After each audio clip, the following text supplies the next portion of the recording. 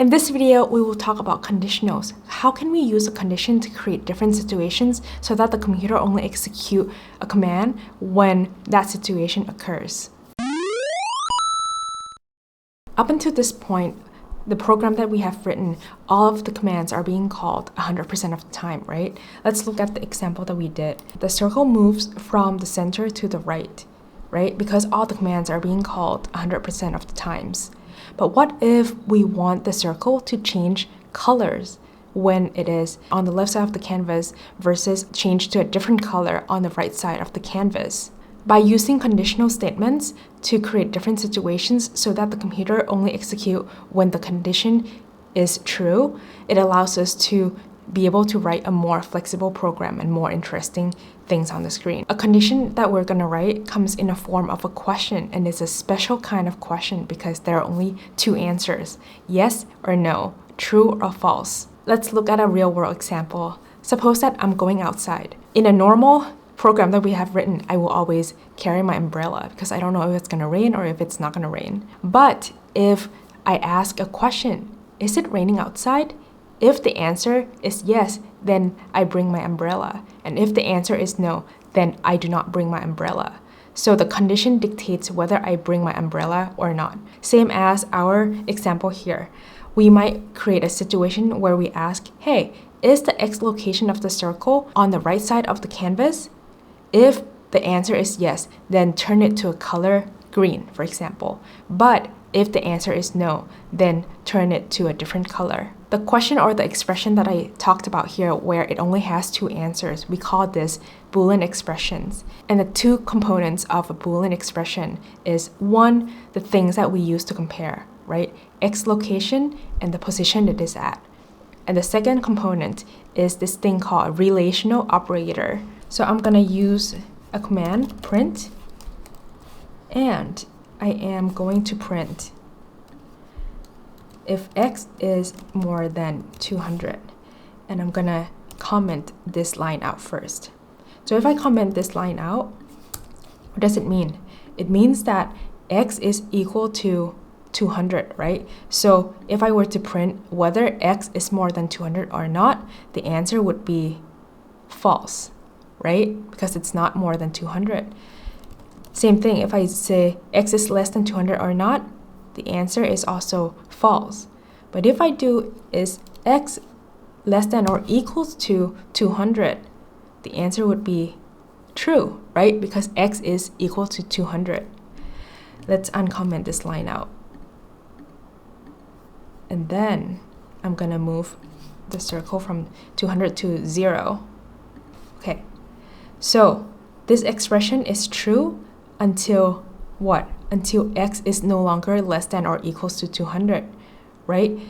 It starts at X equals to 0 until X equals to 200 and more than that, then the expression turns from true to false.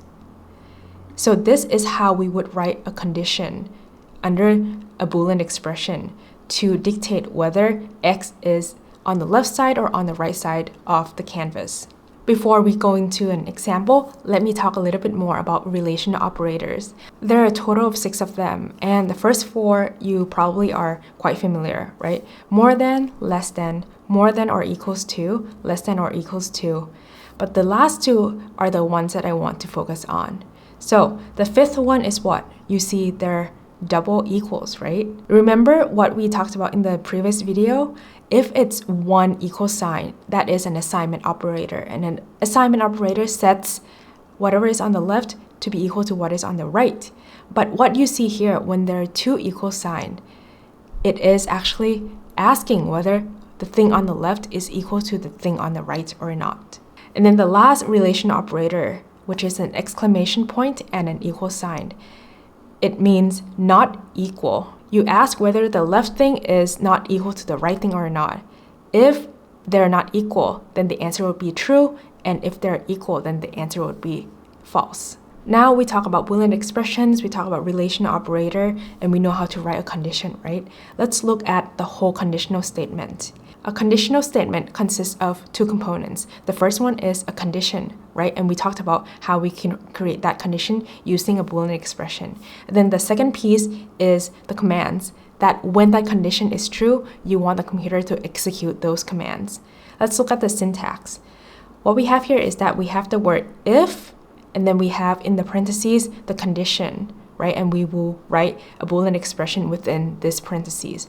And then we have a curly bracket, and then underneath the curly bracket, we would put all the commands that we want to be executed when the condition is true. Okay, let's try it out. So what we want to do is that we want to change the color of the circle from salmon to yellow when the circle is on the right side of the canvas.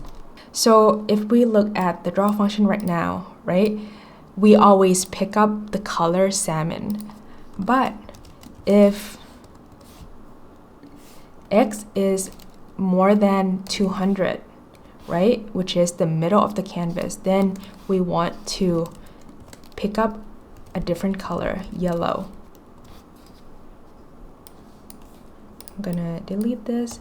So if you read here, right, first of all, we set the background color, we pick up the color salmon. So when x is not more than 200, we always fill the ellipse with the color salmon. But if this condition of x is more than 200 is true, we replace the salmon color with the color yellow, right? Okay, let's take a look. Salmon, yellow. Okay, let's give it another try. Move this a bit. Salmon, and then once it hits the middle, it becomes yellow. So now you see how to use an if statement to create a situation where when x is more than 200, then we change the color from salmon to yellow. We can create many more situations, and in this video, we only focus on an if statement. In the next video, I will go through different kinds of conditional statements for us to create more conditions and make our program more interesting.